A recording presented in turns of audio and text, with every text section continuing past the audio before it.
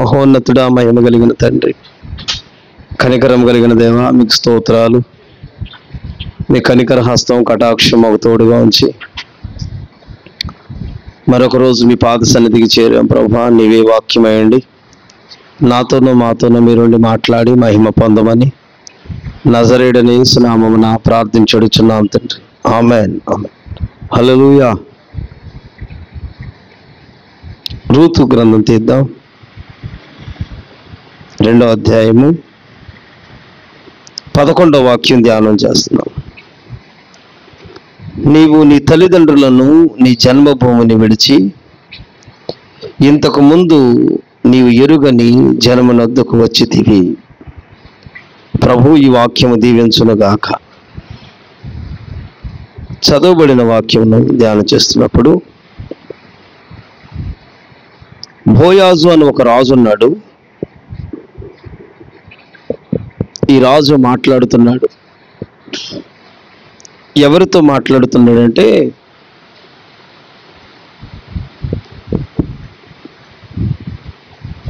మోయాబు దేశం నుండి వచ్చిన రూతుతో మాట్లాడుతున్నాడు. ఆమెకు చెబుతున్నాడు, బోయాజు పొలములో పరిగి ఏరుకుంటాకు వస్తుంది. వచ్చిన ఆమె ఆ పొలములో తన ప్రవర్తన బట్టి, తన నడిచే నడతను బట్టి బోయాజు ఆ పొలము యజమాని రాజు మాట్లాడుతున్నాడు. నీవు నీ తల్లిదండ్రులను, నీ జన్మభూమిని విడిచిపెట్టావు. నీ తల్లిదండ్రుల్ని విడిచిపెట్టావు, నీ జన్మభూమిని కూడా విడిచిపెట్టావు. ఇంతకు ముందు నీవు ఎరుగని జనమునొద్దకు వచ్చితివి. ఇంతకు ముందు నీవెన్నడూ చూడని జనం, నీకు తెలియని ప్రజలు. హల్లెలూయా. తనేమో బోయాజు పొలములో పరిగెరుకుంటుంది. ఆమెతో ఒక రాజు మాట్లాడుతున్నాడు. నీవు నీ తల్లిదండ్రులనే విడిచిపెట్టావు, నీ జన్మభూమిని విడిచిపెట్టావు. అవునండి, దేవుణ్ణి వెంబడించేటప్పుడు తల్లిదండ్రులను, అన్నదమ్ములను విడిచిపెట్టమని వాక్యము మనతో మాట్లాడుతుంది. వెంబడించేవారు ఎవరైనా విడిచిపెట్టాలి. కొన్ని విడిచిపెట్టే వెంబడించాలి. సరిగ్గా ఈ రూతు ఈ దేశంలోనికి వస్తున్నాను ఎవరినైతే వెంబడిస్తుందో, ఎవరి మాట మీద, ఎవరి విశ్వాసము తట్టు చూసిందో, తన తల్లిదండ్రుల్ని విడిచిపెట్టింది, తన బంధువులను విడిచిపెట్టింది, తన జన్మభూమిని విడిచిపెట్టింది. మరలా అక్కడికి వెళ్ళేటట్టుగా ఆలోచన పెట్టుకోలేదు. ఈ విషయాలు విడిచిపెట్టిన అనుభవం, ఈమె విడిచిపెట్టింది అన్న సత్యం బోయాజు మాట్లాడుతున్నాడు. హల్లెలూయా. బోయాజు అను మాటకు అర్థము బలవంతుడు. బలవంతుడు. బైబిల్ చెబుతుంది, సామెతల అధ్యాయం మనం చదువుతున్నప్పుడు 23వ అధ్యాయము, సామెతల గ్రంథం 23వ అధ్యాయము ఒకసారి తీస్తే 23వ అధ్యాయము 11వ వాక్యంలో, వారి విమోచకుడు బలవంతుడు. హల్లెలూయా. ఆమె ఎవరిని విడిచిపెట్టొచ్చిందో తెలియదు, కానీ విడిచిపెట్టేసింది. ఆ ప్రాంతము, ఆ ప్రాంతీయ ప్రజల్ని, తన జన్మభూమిని విడిచిపెట్టింది. ఎక్కడ జన్మించిందో ఆ స్థలాన్ని విడిచిపెట్టింది. తన అత్త చెబుతున్న మాట యందు విశ్వాసము, తను నడుపుతున్న విధానాన్ని బట్టి బయలుదేరి వచ్చేసింది.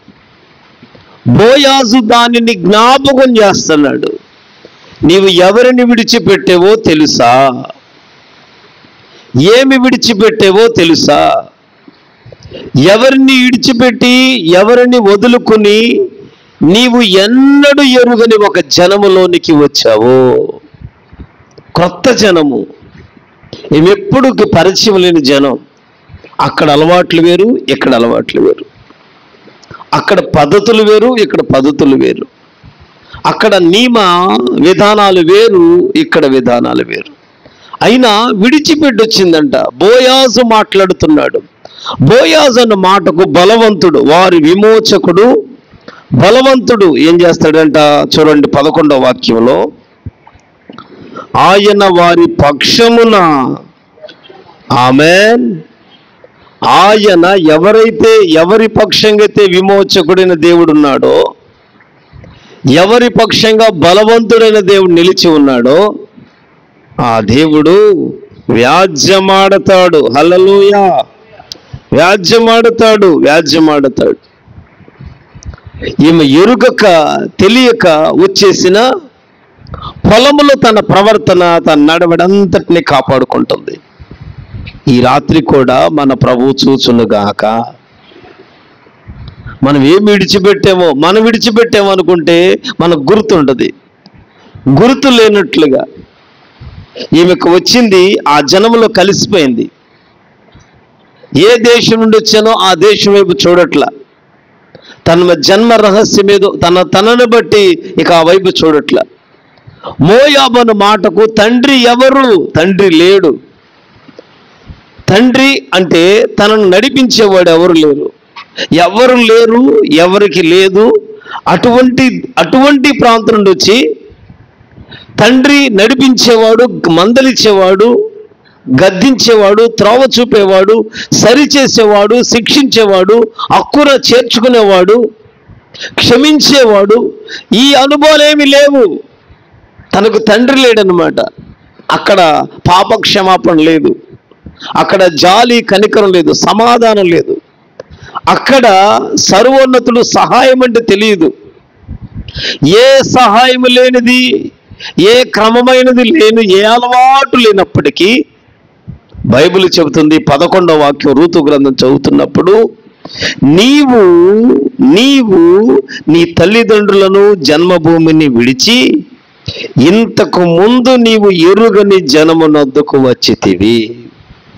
హల్లెలూయా. ఈ మాట అనటానికి ఆయన అంటాడు కదా, నా కుమారి నా మాట వినుము, వేరొక పొలములోనికి ఏరుకొనుటకు పోవద్దు, దీనిని విడిచిపోవద్దు, ఇచ్చట నా పనికత్తెల యొద్ద నిలకడగా ఉండుము, వారు కోయు చేను కనిపెట్టి వారిని వెంబడించు, నిన్ను ముట్టకూడదని యవనస్తులకు ఆజ్ఞాపిస్తాను, నీకు దాహమగునప్పుడు కొండల యొద్దకు పోయి పనివారు చేదిన నీళ్లు త్రాగుము. అందుకమంటుంది, ఏమి తెలిసి పరదేశినైనా నా యందు లక్ష్యముంచుతున్నారు. పరదేశిని నేను. పరదేశులు అంటే వాళ్ళకి అక్కడ స్థానికులు కాదు. వాళ్ళు 4 రోజుల నుండి పని చేసుకు వెళ్ళిపోయేవాళ్ళు 10 రోజులు పనికి వచ్చి వెళ్ళిపోతారు. నా ప్రియ సహోదరులారా, బోయాజు మాట్లాడుతూ ఉన్నప్పుడు ఏమంటుంది, నాలో ఏం చూశారు మీరు, ఏం తెలుసుకున్నారు, ఏమి చేశానని నా మీద ఇంత లక్ష్యం ఉంచారు మీరు, లక్ష్యం ఉంచడానికి కారణం ఏంటి? ఆయన అంటాడు కదా, నీ జన్మభూమిని తల్లిదండ్రులు విడిచిపెట్టావు. ఆమేన్. సమస్తము ప్రభువుకు తెలుసు. నువ్వేది విడిచిపెడుతున్నావో, ఏది వెంబడుతున్నావో కదా. పొలంలోకి వచ్చినప్పుడు పొలములో అనుభవం ఎలా ఉంటుందో మనకి. పొలం అనగా సంఘము. ఆమేన్. ఈ పొలములో నీవు నేను ఎవరిని వెంబడుతున్నామో, దేవుని పనికత్తెలనా, వేరొక పనికత్తెలనా, వేరొక అలవాట్ల. ఈ రాత్రి బోయాజు బలవంతుడు. ఆయన విమోచిస్తాడు. విమోచించడమే కాదు, వ్యాజ్యమాడుతాడు. బైబిల్ చెబుతుంది, యోబు గ్రంథం 36వ అధ్యాయం మనం చూస్తున్నప్పుడు, యోబు గ్రంథం 36వ అధ్యాయం 5వ వాక్యం ఒకసారి చూస్తే, 36వ అధ్యాయం చేద్దాం.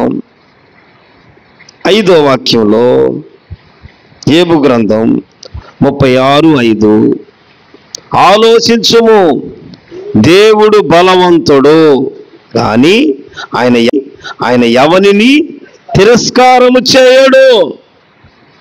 తిరస్కారం చేసే దేవుడేమి కాదు.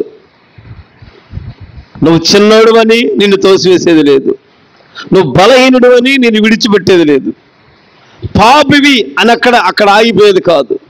నీలోను నాలోను ప్రభు చూసేది పరిశుద్ధత. ప్రభు అయిన దేవునికి అసహ్యం మనలో ఉన్న పాపము. మనము కాదు పాపమును కాదు దేవుడు ప్రేమించేది, పాపిని ప్రేమిస్తాడు. ఏ పాపము చేత వ్యసనాల చేత నశించిపోతున్నామో, శపితంగా ఉన్నామో, మనలను దేవుడు ఆ పాపమును బట్టి నశించిపోతున్నామే అందును బట్టి ప్రేమిస్తాడు మనల్ని. మన పాపము ప్రేమించడు, మనలను ప్రేమిస్తున్నాడు. కనుక దేవుడు ఎవరిని తిరస్కారం చేయడు, బలవంతుడు. హల్లెలూయా, హల్లెలూయా. బలవంతుడైన దేవుడు ఎవరిని తిరస్కారం చేయడు. ఆయన వివేచన శక్తి బహుబలమైనది, కాపాడుతాడు. హల్లెలూయా. భక్తిహీనుల ప్రాణం కాపాడుతాడు. ఆయన దీనులకు న్యాయము జరిగిస్తాడు. బలవంతుడైన దేవుడే తనను బలపరుస్తున్నాడు. ఏది విడిచిపెట్టిందో ఈ రాత్రి మనం ఏం విడిచిపెట్టాం? దేనిపైన మన మొక్కు ఉంది? మోయాబు దేశము శపించబడినది. దేవుడు 10 తరాల వరకు వారితో వెళ్ళవద్దన్నాడు. సాంగత్యము చేయనిది, దేవునికి అసహ్యమైనది. అక్కడ నుండి జీవము కలిగిన దేవుని ప్రణాళికతో బయలుదేరొచ్చింది. ఏది విడిచిపెట్టిందో, దేనిని నమ్ముకుందో బయలుదేరేటప్పుడు అంటది కదా, ఇక మరణము మనల్ని ఎడబాపదు. నిన్ను నన్ను ఇక మరణం కూడా ఎడబాపలేదు. నీ దేశమే, నీ జనమే, నీ ప్రజలు అన్నిటికీ నీదేగా. ఇక మరణము తప్ప. ఎంత మంచి తీర్మానం అండి! తీర్మానమును బట్టే ఆధ్యాత్మిక జీవితం, తీర్మానమును బట్టే పరిశుద్ధ జీవితం, తీర్మానమును బట్టే మనకు తెలియకుండా మనమున్న పొలములో మనపైన చూస్తున్న దేవుడు, మనపైన విచారణ చేస్తున్నవాడు మనలను పరిశీలిస్తాడు, మనల్ని చూస్తాడు. మన ప్రవర్తన ఎలా ఉందో, నడత ఎలా ఉందో, నడక ఎలా ఉందో, మాట ఎలా ఉందో, పని ఎలా ఉందో సమస్తమైన మౌనంగా చూసి ఒకరోజు మాట్లాడతాడు. నీవు ఎవరిని విడిచిపెట్టావు? ఏం విడిచిపెట్టావు? ఏది వదిలిపెట్టావు? ఎందుకు వదిలిపెట్టావు? సమస్తము ఎరిగి ఉన్నవాడు. హల్లెలూయా. ఈమెకు ప్రేమ చూపుతున్నాడంట. నా కుమారి, ఈ పొలం విడిచి వెళ్ళొద్దమ్మా, ఇక్కడే ఉండు. నీకు దాహమైందా? అదిగో అక్కడ. నిన్ను ఎవరు ముట్టవద్దని యవనస్తులకు ఆజ్ఞాపిస్తాను. నీ మీద ఎవరు పని చేయకుండా పాపము యవనస్తుడు వాడు ఎప్పుడు పడుచువాడు. ఆ పాపం అనేది దేహంలో రాకుండా, నీ ఆలోచనలో ఏలుబడి చేయకుండా, నీ భక్తి జీవితంలో పాడు చేయకుండా ఈ బోయాజు పొలములో కూడా యవనస్తుడు ఏలుబడి చేస్తాడు. గమనిస్తే మనం దేవునితో ఉన్నామన్న ధైర్యం ఉండదే. ఒకవేళ పొలములో కూడా వాడు పని చేస్తాడు. గోధుమలు చల్లి వస్తే గురుగులు చల్లాడు అంతే. గోధుమలు గొరుగులు 2 పెరిగినాయి. పీకెత్తా, వద్దు పీకొద్దు, పెరగాలి. గోధుమ గింజ పెరగాల్సింది ఎక్కడ? ప్రత్యేకంగా పెరగాలి. కానీ ఇప్పుడు శత్రువు ఒక పని చేశాడు. ఈ గోధుమ గింజతో పాటు గురుగు కూడా పెరుగుతుంది, చెడ్డది. ఈ చెడ్డదాని వైపు చూసి ఆగిపోతాం. ఈ చెడు గింజ తన నడవడి, తన ప్రవర్తన బట్టి మంచిది చెడిపోతుంది. నీవైనా నేనైనా జీవము కలిగిన దేవుడు ఆజ్ఞాపించకపోతే, జీవం కలిగిన దేవుడు కంచె వేయకపోతే లోకములో పాడైంది గొప్ప కాదు. లోకములో రక్షించబడ్డాం, పాపముల నుండి విడిపించబడ్డాం, శాపము నుండి విడిపించబడ్డాం. సర్వోన్నతుని దేవుని మహిమ ఎలా ఉంటుందో అదిగో సర్వలోక పాప పరిహారార్థమైన ప్రభుని యేసుక్రీస్తు ఎలా ఉంటారో, వాక్యమైన దేవుడు ఏమై ఉన్నాడో, ఆ ప్రభు ఏమి చేయబోతున్నాడో సమస్తము బాగుగా ఎరిగి ఇక పాపమును విడిచిపెట్టి పరిశుద్ధత వైపు, సమాధానం వైపు, క్షేమము వైపు, జీవము కలిగిన దేవుని సహవాసంలోనికి వచ్చాం. ఈ పొలములో బోయాజు పొలమునికి ఎవరైనా వచ్చినా, ఏది మోయాబు దేశం నుండి వచ్చినట్లు శపితమైన వానిగా వచ్చినట్లు, ఎన్నిక లేని వానిగా వచ్చినట్లు, ఏదో ఒక దానికి కట్టబడి ఏదో ఒక ఆరాధనలో ఉన్న మనలను ఆయనను ఆత్మతోనూ సత్యముతోనూ ఆరాధించడానికి మనలను పిలిచిన దేవుడు, ఏర్పరచుకున్న దేవుని పొలములో నేనుంటే ఆ పొలములో బైబిల్ చెబుతుంది, నిన్ను యవనస్తులు ముట్టవద్దని నేను ఆజ్ఞాపిస్తా. వాడు పాపము చేయడానికి పడుచోడు, 60 ఏళ్ళు కావచ్చు, వాడు పాపానికే ప్రేరణ, వెళ్ళిపోతాడు. పాపమే 90 ఏళ్ళు ఉండొచ్చు, పాపము పని చేస్తూనే ఉంటుంది దేహంలో. నీలో ఉన్న పాపము, నీలో ఉన్న దోషము ఒకవేళ దేవుని పొలమైన బలవంతుడైన దేవునితో ఉండి, బలవంతుడైన దేవుని పొలములో ఉండి, ఈ పొలములో కూడా ఎలా నడుస్తున్నామో, ఎలా వెళుతున్నామో కానీ, దేన్ని కోరుకుంటున్నామో కానీ, ఎప్పుడైతే రూతు వచ్చిందో ఆ పొలములో వెంబడిస్తుందో బైబిల్ చెబుతుంది, నా కుమారి, ఆమేన్, నా కుమారి, నా మాట విను, నా మాట విను. ఎవరి మాట వినాలి పొలంలో? స్తోత్రం చెప్పండి. అందరూ ఈ సార్వత్రిక సంఘాల్లో ఏదో ఒక సంఘంలో ఉన్నాం, ఏదో ఒక సహవాస, చిన్న సంఘమైనా పెద్ద సంఘమైనా, పెద్ద సేవకులైనా చిన్న సేవకులు, ఒక ఆత్మీయుడి దగ్గర నడిపించబడుతున్నాం, ఒక దైవజనుడి దగ్గర నడిపించబడుతున్నాం, ఒక సంఘంలో కట్టబడ్డాం. ఆ పొలంలో నడిపేది ఎవరు? బలవంతుడైన దేవుడు. బలవంతుడైన దేవుడే నడిపిస్తున్నాడు. ఏ సమయానికి ఎలాగో దేవుడు నడిపిస్తూ బలపరుస్తున్నాడు. నడిపించేటప్పుడు ఇదిగో బోయాజు మాట్లాడతాడు కదా, వేరొక పొలంలో ఏరుకొనుటకి వెళ్ళొద్దు. ఆమేన్ చెప్పాలి, ఆమేన్ చెప్పాలి. వేరొక పొలానికి నా మాట విను, వేరొక పొలానికి వెళ్ళొద్దు, మరలా దీనిని విడిచిపోవద్దు, వేరొక పొలానికి వెళ్ళకూడదు, బోయాజు పొలాన్ని విడిచిపెట్టి వెళ్ళకూడదు. ఎవరిమా? రూతు. ఈమెకి ఇప్పుడు కొత్తగా ఇక్కడికి వచ్చింది, యోధా బెత్లెహేముకి వచ్చిందిగా.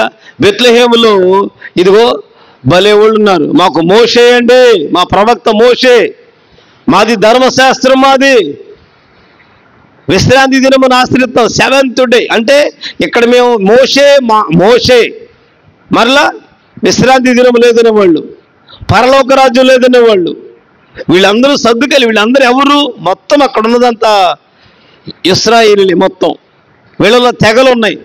మాకు యోహాను శిష్యులు మేము, వారికి పరిశుద్ధాత్మ తెలియలే. అపోస్తలుడైన పౌలు వెళుతూ పరిచర్యలు ఆ తల మీద చేతులు ఇచ్చినప్పుడు పరిశుద్ధాత్మను పొందుకున్నారు. వీళ్ళు యోహాను గుంపు, మోషే గుంపు, ధర్మశాస్త్రం గుంపు, ఇలా ఈ తెగలున్నాయి. కనుక ప్రత్యేకంగా ప్రభు అంటున్నాడు, బోయాజు అంటున్నాడు, జాగ్రత్త నా కుమారి, నీవు నా మాట వినాలి, నన్ను వెంబడించాలి, వేరొక పొలంలోనికి వెళ్ళకూడదు. పొలాలున్నాయి, ఇవన్నీ దేవుని సంఘాలే, దేవుడే నడుపుతున్నాడు, కృపలున్నాయి, ఆత్మలున్నాయి, కాదంటుల్లా. ఇక్కడ ఒక మాట ఉంది, నువ్వేది విడిచిపెట్టావో ప్రభు చూడాలి. ఆమేన్. నువ్వేది విడిచిపెట్టావు, ఏది విడిచిపెట్టి వెంబడించేటప్పుడు నిబంధన ఏంటి? మరణము తప్ప మనల్ని ఏది వేరు చేయకూడదు, అంతే. ఎట్లాగో తెలుసా? నన్ను రావద్దనొద్దు, నన్ను వెంబడించొద్దనొద్దు, నీవు వెళ్ళు చోటికి నేను వస్తాను, నీవు నివసించే చోటుని నివసిస్తా, నీ జనమే నా జనం. ఏమి నాకు ప్రత్యేకత, అక్కడికి వచ్చాక ప్రత్యేకం ఏమి లేదు. మోయాబు దేశం నుండి వచ్చిన ఈమెతో ప్రభు మాట్లాడుతున్నాడు. శపించబడి వచ్చామా? పాపము నుండి వచ్చామా? వ్యసనాల్లో ఉండి వచ్చావా? మరలా అదే వ్యసనానికి వెళ్ళాలని కాదు, అదే పాపాన్ని పట్టబడమని కాదు, మరలా ఇక్కడ లోకంలో చేసిన ఇక్కడ చేయమని కాదు. బోయాజు పొలంలో ప్రభు మాట్లాడుతున్నాడు. ప్రభు మాట్లాడును గాక. ఆమేన్. పొలంలో నిన్ను హెచ్చరించే నాయకత్వం కావాలి. మాట్లాడును గాక. ఆమేన్. పొలంలో నిన్ను హెచ్చరించే నాయకత్వం కావాలి. హెచ్చరించకపోతే ఇంకో పొలానికి వెళ్ళమని చెప్తారా? ఇంకో పొలానికి వెళ్ళమని చెప్పడు. నువ్వు లోకంలో పాపములో ఉండి, మోయాబు నా కాళ్ళు కడుక్కునే పళ్ళెము, చెప్పు విసురుతాను అన్నాడు ఒక చోట. అంటే ఏంటి? సమాధానం. హల్లెలూయా. బైబిల్ చెబుతుంది నా ప్రియ సహోదరులారా, జీవము కలిగిన దేవుడే మాట్లాడుతున్నప్పుడు ఇవంటది నేనేం చేశానని, నేనేమి నడిచానని ఇవకేమో తెలుసా? ఏమండి, సంఘానికి వచ్చాం, సంఘంలోకి వచ్చిన తర్వాత సంఘాన్ని బట్టి మారిపోయేవాళ్ళు బోళ్ళు అంతమంది. సంఘంలో మొదలెడతారు, ఇక సంఘం మీద ఉంటుంది. ఇప్పుడు లోకంలోని ఇక్కడ ఏమండి, మనం 10 మంది ఉన్నాం కదా, చీటీ చేసుకుందాం చక్కగా, మనం అందరం ప్రార్థన వాళ్ళమే, నెలకు 1000 రూపాయలు అందరం 10 మంది 10 నెలకు ఒకరు తీసుకుందాం, చీటీ చేసుకుందాం. మనం ప్రార్థన వాళ్ళం కదా, మరి ఎక్కడ స్థలాలు ఉన్నాయి? పదండి వెళ్దాం. మనందరం ఒక పక్కనే ఉండాలి. మనది ఒక మినిస్ట్రీ కాదంటారా? లేవంటారా? మా పాస్టర్ గారు చక్కగా బలి అమ్ముతాడు, తక్కువకి ఇస్తాడు, రండి. ఫ్లాట్ వ్యాపారం రండి, మీరు రండి. రోడ్డు పక్కనే సైడ్ రండి. మా పాస్టర్ గారు మంచి సంబంధం చూస్తాడండి, ఏముండదు, అది పర్సంటేజ్ మామూలే కదా, రండి. లేరంటారా? వాక్యం అలా చెప్పట్లేదు కదా. వ్యాపారాన్ని వాక్యానికి, నడిపేది వాక్యానికి. నువ్వు చేసుకో, ఫ్లాట్లు చేసుకో, ప్రైజ్లు వాడు కాదంట్లా. కానీ దాన్ని ఏం చేస్తాం? మా పాస్టర్ గారు మంచి ఫ్లాట్లు అండి, అసలు రోడ్డు పక్కన మొక్కలు, ఈశాన్యమండి ఆశాన్యమండి అని చెప్పి ఆ మొక్క అని చెప్పి మీరు కొనుక్కునేది ఏదో మన దగ్గర కొనుక్కోండి, బాగుంటుంది. కావాలంటే మీకు కార్లు పెడతాం, బళ్ళు పెడతాం, పెళ్ళిళ్ళు చేసి పెడతాం. మన ఫంక్షన్ హాల్ ఉంది చూడండి, మీరు ఏదంటే పెట్టుకుంటే మాది భలే ఉంటాయండి, మా సహవాసాలు అన్నీ ఉంటాయండి. నా విశ్వాసం లాగిన వాళ్ళు ఉన్నారు, స్తోత్రం చెప్పండి. నాకే ఎదురైంది ఇది, నాకే, ఎవడికో కాదు, నాకే. నా దగ్గరకు వచ్చిన వాళ్ళని చక్కగా తండేసి లాక్కెళ్ళిపోయిన వాళ్ళు ఉన్నారు. దేని వైపు మనం, అందుకే మోయాబు దేశం నుండి వచ్చిన ఆమెతో బోయాజు చెబుతున్నాడు, బలవంతుడు, ఆయన వ్యాజ్యమాడతాడు, ఎవరిని తిరస్కరించడు అని అంటున్నాడు కదా. నీ తల్లిదండ్రులు విడిచిపెట్టావు, జన్మభూమిని విడిచిపెట్టావు, ఇంతకు ముందు నీ వెరుగని జన్మనొద్దకు వచ్చావు. ఏమంటది? నేను పరదేశినై ఉన్నానయ్యా, నా యందు లక్ష్యముంచున్నట్లు నీకు కటాక్షము కలిగింది ఏంటయ్యా? నీ కటాక్షం నాకు కలిగింది ఏంటి? ఆయన ఎవరో తెలియదు గనక ప్రతిదీ వెంబడించగలిగింది. తెలిస్తే తప్పిపోతాం అలవాటు అయిపోతుంది. ఈ రాత్రి ప్రభువు నీతోనూ నాతోనూ మాట్లాడుతున్నారు. నీ పొలములో ఉన్నావా? నీ పొలములో ఉన్న ప్రభువు మాట్లాడాలి, ప్రభువు దర్శించాలి. ఆమేన్. ప్రభు అయిన దేవుడు మాట్లాడాలి, మనతో మాట్లాడాలి. ఎలాగో తెలుసా? నీ వెంబడించేది ఎవరినో ఆ ప్రభుతో. అందుకే యేసు ప్రభు అంటారు, నా గొర్రెలు నా స్వరం వింటాయి, అవి నన్ను వెంబడిస్తాయి, నేను వాటికి నిత్య జీవం ఇస్తున్నాను. నా చేతిలో ఉన్న గొర్రెలను దుష్టుడు ఎంత మాత్రము, నేను వాటికి నిత్య జీవము, అవి నన్ను వెంబడిస్తున్నాయి, అవి నా స్వరాన్ని గుర్తిస్తున్నాయి. అంటే ఒక ప్రత్యేకత, మాదిరి వెంబడించేది. లోకంలో ఇంకేం వెంబడించవు అనమాట. కొన్ని ఉన్నాయి వెంబడించేవి, కానీ ఇవి ఎదురు చెప్పేది ఉండదు. వెంబడించడం మొదలు తలకించుకుని పోతా ఉంటాయి. గొర్రెలను పోల్చాడు జీవం కలిగిన దేవుడు. గొర్రె స్వభావం ఏమి తిరుగుబాటు చేయదు, ఎందరూ నడవాలని అడగదు, ఎందుకెళ్ళాలని అడగదు, మేలకుండా ఆయన నడుపుతున్న కాపరి వెంటబడి వెళ్ళిపోతూ ఉంటుంది. నా ప్రియ సహోదరులారా, ఈ రాత్రి ప్రభు చూస్తున్న మాట, నిన్ను చూశారా? నీవున్న పొలంలో ప్రభు నీతోనే ఇలాగే మాట్లాడారా? వేరొక చోటుకు వెళ్ళవద్దు, నన్ను వెంబడించు, నా మాట విను. ఈ మాటలు చెప్పిన తర్వాత, ఇదిగో నీవు నీ తల్లిదండ్రులు విడిచిపెట్టావు, జన్మభూమిని విడిచిపెట్టావు, ఇక్కడికి వచ్చావు. నీవు ఎరుగని జనమేళ్ళు. నీకెవరు ఎలా ఉంటారో తెలియదు, ఎలా ఉంటుందో తెలియదు. కాకపోతే ప్రభువు మరొక మాట మాట్లాడుతున్నాడు. ఆమేన్. అది రేపు రాత్రి ధ్యానం చేద్దాం. హల్లెలూయా. ఎందుకనంటే బలవంతుడైన దేవుడు మాట్లాడుతున్నాడు. ఎప్పుడు బలహీనుడనో అపోస్తలుడైన పౌలు అంటాడు, నేను అప్పుడే బలవంతుడను. కృపచేత బలవంతుడు కొమ్ము. తిమోతి, తుదకు దేవుని మహాకృప చేత నీవు బలవంతుడు అవ్వాలి. బలవంతుడు అవ్వాలి. బలహీనంగా ఉండకూడదు. బలహీనుడిగా ఉండకూడదు. బలాఢ్యులుగా మారాలి. నీ చేతిలో కర్రలు ఉన్నాయా, అవి ఈటెలుగా మారాలి. నీ ఆధ్యాత్మిక జీవితం మోషేతో నడిచినప్పుడు ఎట్లా నడిచారో జనులు, యెహోషువ అట్లా నడవలా. మోషేతో నడిచిన సైన్యం ఒకలాగుంది. పరలోక మన్నా కురుస్తుంది, చక్కగా తిన్నారు. ఏం బాగుంది, ఈ అన్నం ఏం బాగుంది, చవీసారం లేని అన్నం, ఏం కూరలు, ఇదేంటి పూరేళ్ళు, రోజు ఇదేనా అనిపించింది. మరి యెహోషువ కాలంలో చదవండి వాక్యం. యెహోషువ కాలం ఏంటో తెలుసా? పద, నీ అమ్మట ఎవరు వస్తారో వాళ్ళు యుద్ధానికి ఉపయోగపరచు. ఆమేన్. యెహోషువ యోధులు, యెహోషువ పరాక్రమశాలులు, యెహోషువను వెంబడించేవారు, యెహోషువకు లోబడేవారు, యెహోషువను కలిగి యుద్ధం చేసేవారు. వారలా వెంబడించబట్టి యుద్ధం చేయడం మొదలైంది. యెహోషువ కాలం అంతా యుద్ధం చేయాలి. యుద్ధం చేసి జయించారు. ఎటువంటి రాజులైనా జయించారు వాళ్ళు. మోషే కాలంలో యుద్ధాలు లేవు. సప్పంగీళ్ళకి పని ఏంటి? చక్కగా తినటం, ఏదంటుందండి, తిని ఒకళ్ళ మీద ఒకళ్ళు ఏంటి అయ్యి పనికి మాలు మాట్లాడి చూడండి. ఇక కాకమ్మ కబుర్లు చెప్పుకోవటం. చక్కగా సంఘానికి ఎప్పుడే ఉండాలి తెలుసా? యుద్ధం ఉండాలి. ఆమె చెప్పరా? ఇంకొకళ్ళ ఆలోచన ఉండదు, ఇక ఇంకో పని ఉండదు, ఇంకా ఇంకో ప్రయాసం ఉండదు. ఇక వచ్చే నలుగురుమైనా ఇక అంతే. యుద్ధానికి సిద్ధపడాలి. యోధుల్లాగా ఉండాలి. క్రీస్తు యేసులను ఒక మంచి సైనికుల్లాగా ఉండాలి. దండులో ఉన్నవాడు తన నాయకుడిని సంతోషపరచాలి. యెహోషువ మాట వెంటనే యెహోషువ కొరకు వెళ్ళటం అంతే. యెహోషువ లేపండి, పెందల కాడ యెహోషువ లేవటం, సైన్యాన్ని సిద్ధపరచటం. పద, ఎరుకో ఉంది, పద, హాయి ఉంది, పద. అదుగో రాజులు ఎక్కడ, ఏ రాజులు ఉన్నారో ఆ రాజులు పట్టుకుంటావు. ఎంతమంది మీదకి వస్తున్నారో, నేను యుద్ధం చేస్తున్నా, యుద్ధానికి సిద్ధపరచు. మీరు చదవండి, ఎక్కడా ఓడిపోలే యెహోషువ, ఎక్కడ ఓడిపోలే. ఈరోజు యుద్ధం లేదు. చక్క మోషే కాలంలో ఆహారం దొరికినట్టు సమృద్ధిగా ఉంది. ఇప్పుడు బాధ ఏంటయ్యా, మాకేమన్నా మంచి కీరా దోసకాయలు ఉన్నాయా, మంచి ఫలాలు ఏమైనా ఉన్నాయా? అక్కడ ఎంత పని చేస్తే ఏమైంది, ఎంత ప్రయాసపడితే ఏమైంది? టయానికి చక్కగా తినేవాళ్ళం కదా. ఆ పనే బాగుంది.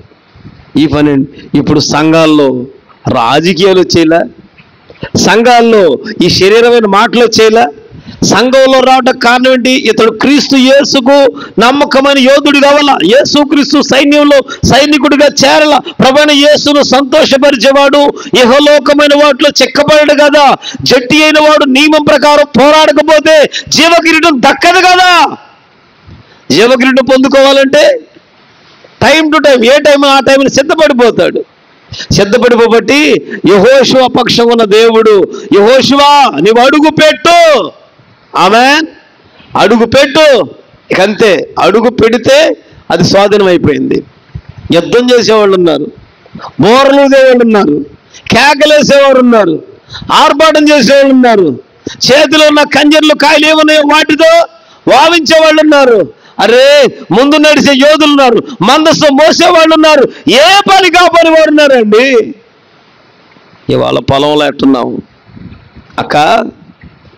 ఒకరోజు పరిచయం చేయాలంటే అమ్మో ఎవళ్ళు వస్తారయ్యా, మంతినా అంటున్నారు. మంతిని 800 కిలోమీటర్లు అండి. మీకు తెలుసా? ఇక్కడ నుంచి బస్సుల్లో వెళ్తున్నారు 350 కిలోమీటర్లు ప్రార్థనకి. ఇక్కడ నుంచి ఇటు అమ్మో మేమేం వస్తామండి. రాత్రి 9 అయిపోతే 10 అయిపోతుందండి. 10ంటికే 9ంటికే ఇంటికాడ ఉంటే 12ంటి దాకా నిద్రపో, 1 గంట దాకా నిద్రపో.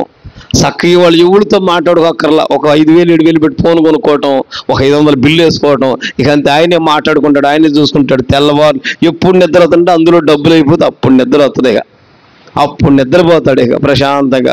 ఇక ఇక్కడికి వచ్చిన, చర్చికి వచ్చిన ఒక ఇసుకుదల కోపం, అయ్యగారి మీద కోపం, సంఘం మీద కోపం. ఏం సంఘం, ఎన్ని పాటలు పాడతారు ఏంటి, పాస్టర్ గారు ఎంతసేపు చెప్తాడు ఏంటి, ఇంత టయానికి రారు, ఎవరు రారు, ఇంటికాడ పనే ఉండదు. ఇక్కడ ఇసుకుని ఎక్కువసేపు ప్రార్థన వెళ్ళిపోతాయి. అంతే, అంతవరకే. ఇవాళ యుద్ధం లేదు. కనుక పొలములో దేవుడు ఉన్నాడా, ఈ పొలములో బలవంతుడు మాట్లాడుతున్నాడా, అప్పుడు నువ్వు బలవంతుడిగా మార్చబడతావు. బలవంతుడి చేతిలో బాణంగా ఉంటావు. నేను ఎక్కడ వాడుకోవాలో, ఎలా వాడుకోవాలో ప్రభువైన దేవుని చేతిలోనికి వెళితే ఆమేన్. ఆయన చేతిలో ఉన్న రొట్టె విరవబడింది. విరవబడిన తర్వాత ఆశీర్వాదంగా మారిపోయింది. అందరూ తిని తృప్తిపరచబడగా గంపలో మిగిలిపోయింది. ఈ రాత్రి అయినా నీ మాట వింటానయ్యా, ఈ రాత్రి అయినా నీతోటి చూస్తానయ్యా. జన్మభూమిని తల్లిదండ్రులు విడిచిపెట్టింది మోయాబు స్త్రీ, విడిచిపెట్టి వచ్చింది. ఏమి లేదు, పొలంలోకి వెళ్ళమంది అత్త. పొలంలో వెళ్తుంది. ఆయన మన సమీప బంధు, వెళ్ళు, ఎవరిని వెంబడి. అత్త రూల్స్ అన్ని కండిషన్లు మీరు చదవండి, మీకు అందరూ తెలిసిన మాటే. ప్రతి మాట, ఎక్కడున్నావు, ఏం చేస్తున్నావు, ఇంత ఖచ్చితమైన అత్తలు ఈ దినాలుంటే ఏమండి. వెంటనే పెట్టి చదివేసుకుని తక్కువ పెట్టేసుకుని రెడీ, ఇప్పుడు రెడీ ఇక ఎక్కడికి అన్నావా వెళ్ళిపోవటం. ఈ రాత్రి ప్రభు మనల్ని నడిపించాలి. ఆమేన్. ప్రభు అయిన దేవుడు పొలములో మాట్లాడతాడు. ఇంటికాడ క్రమశిక్షణ వస్తేనే ఆమేన్. పొలములో కూర్చునే కుదురు వస్తేనే వాక్యం అర్థం అవుద్ది. కూర్చునే కుదురు రావాలి ముందు. అందుకే వేద పాఠశాల నేర్పేవాళ్ళు నోటికే మంత్రం నేర్పుతారు.